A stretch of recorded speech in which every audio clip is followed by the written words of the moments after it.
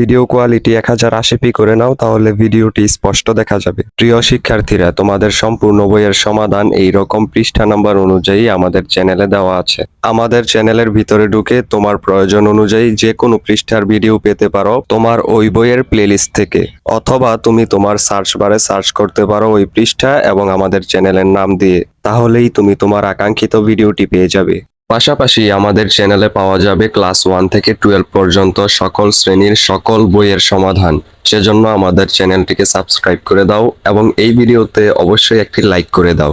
আর যদি কোনো বিষয়ে সমস্যা থাকে অথবা কোনো বিষয় সম্পর্কে জানতে চাও, তাহলে অবশ্যই কমেন্ট করে জানাও। Thank you everyone.